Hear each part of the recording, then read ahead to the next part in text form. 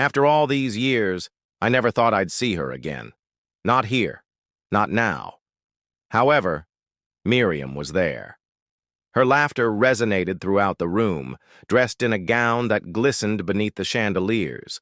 The voice that murmured in the ballroom was the same one that had once filled my house with warmth, promises of eternity before she tore them to pieces and left without thinking. Yet, she wasn't by herself. She left me because of Sebastian, the alleged elite executive, who stood tall next to her, arm wrapped possessively around her waist.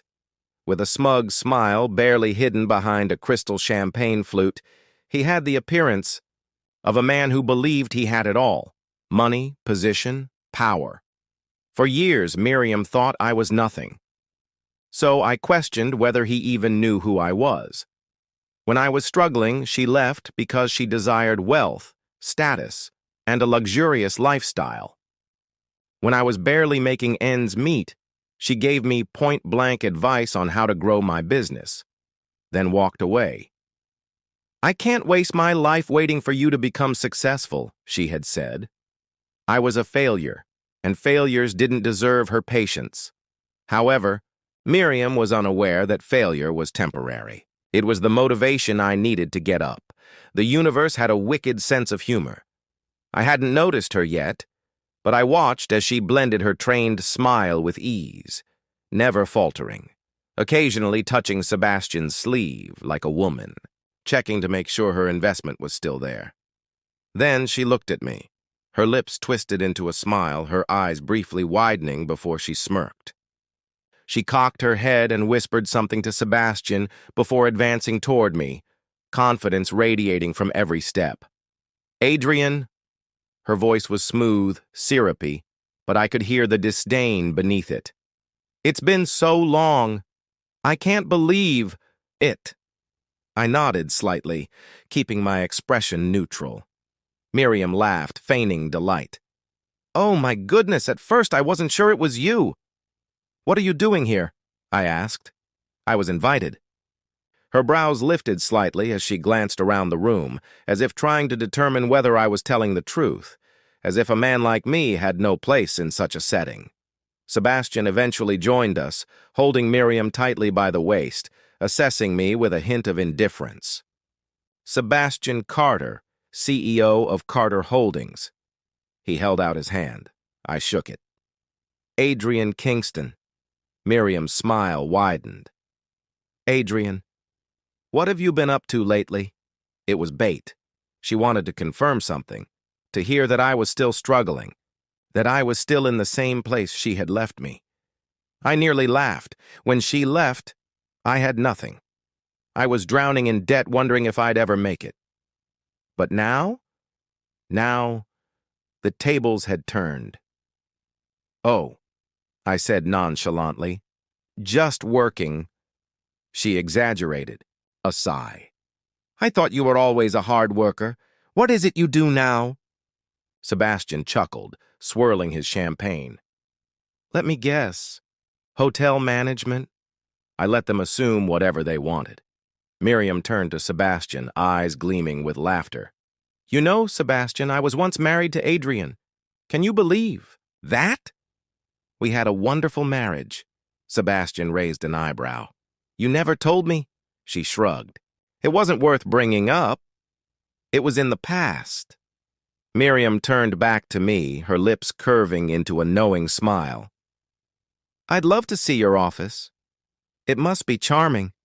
Sebastian grinned. "That might be fascinating. I wouldn't mind a tour, either." I let out a slow exhale, a small smile playing on my lips. Who was I to refuse them?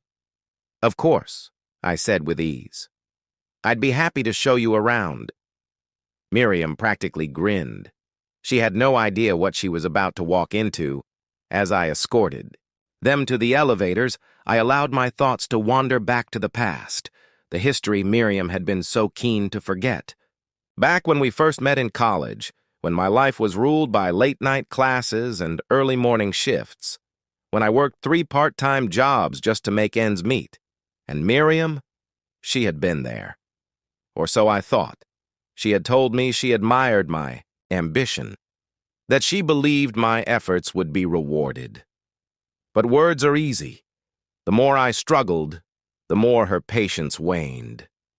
The night she left is one I will never forget.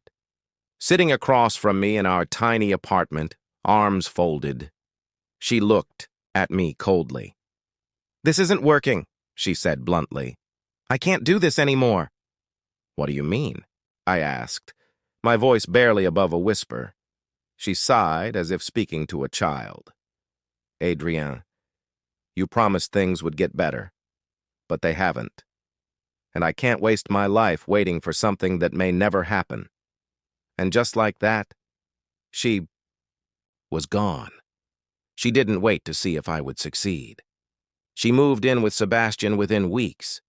For months, I felt like I had lost everything. But then, something changed. The pain turned into something else, something sharper, something that drove me forward. I fought my way into the industry, first as a consultant for upscale hotels, learning the intricate details of luxury service. Then I built my own empire. Celestia International, one of the world's most exclusive hotel and spa chains. As the elevator doors slid open, I watched as Miriam stepped into my world.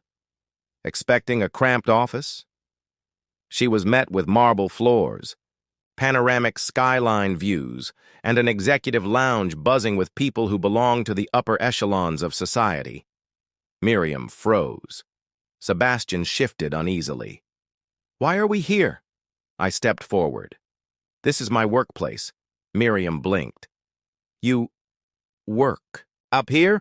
Before I could respond, Charlotte, my assistant, arrived, exuding professionalism. "Good evening, Mr. Kingston. Your board meeting has been confirmed for tomorrow. The finance reports have been sent to your private server." Silence. Miriam's expression turned colorless. Sebastian's smug grin disappeared. I turned to fully face them, letting the moment stretch. Then, in a calm, controlled voice, I said, "Let me reintroduce myself. Adrien Kingston, CEO of Celestia International." Miriam inhaled sharply. Sebastian tightened his grip on her arm. She had believed I was beneath her, forgotten, abandoned. But tonight, that illusion had just shattered. Sebastian forced an awkward laugh. "You're the CEO?" I smiled. "Did Miriam not tell you?" She swallowed, hard, fingers curling into her expensive gown. I didn't know." I tilted my head. "Of course you didn't. You never looked back, never bothered to check." Stepping aside, I gestured to the grand office beyond the glass doors. "Welcome to Celestia International, the empire I built from the ground up." Sebastian's gaze flickered. Over the opulent surroundings, his mouth tightening. I could see the realization settling in. He had underestimated me. Badly. I walked to my desk, the city skyline sprawling behind me, and leaned back in my chair. "Would you like a drink?" I asked, my fingers tapping lightly on the polished wood. Miriam didn't answer. Sebastian attempted to regain his composure. "Adrien, this is impressive." I chuckled. "More than just impressive. I have power, influence, and control over a world you thought was out of my reach." Miriam clenched her jaw. I leaned forward slightly. "You thought you knew me. But tonight, Miriam, you'll finally see who I've become." I grinned. Yes. And mine could not have been better, since I had established not only a business, but also a dominant position in the Celestia industry. Celestia International was the benchmark for luxury in every resort and spa.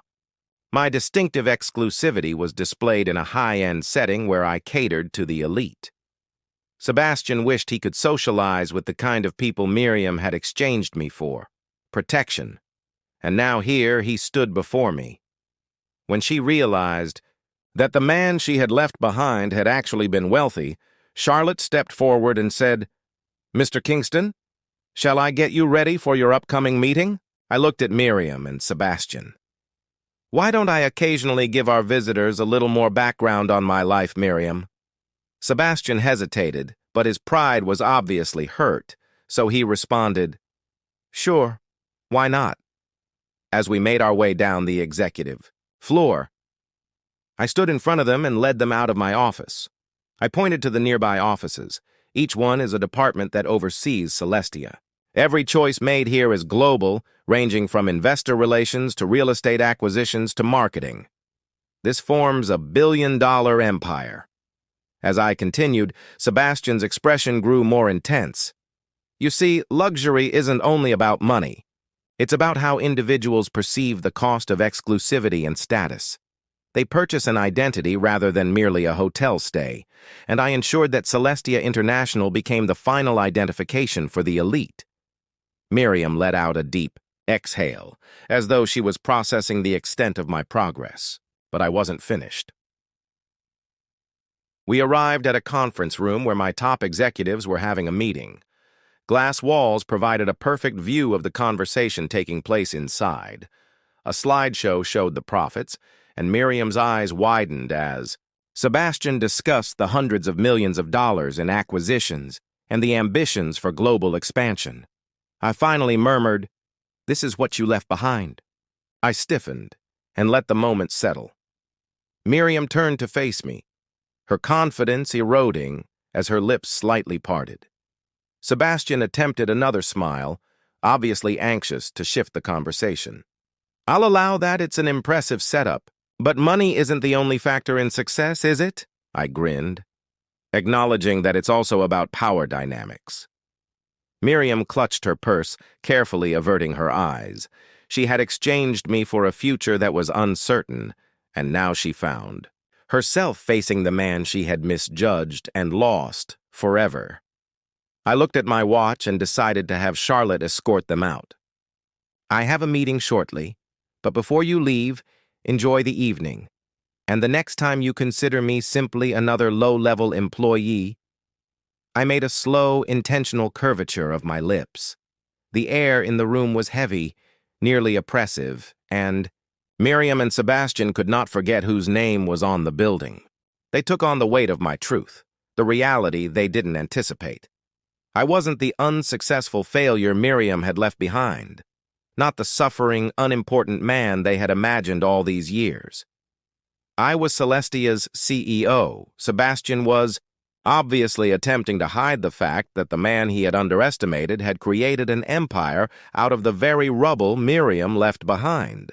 "Adrian, I must confess, this is amazing," Sebastian admitted, his uneasiness clear through his tight smile.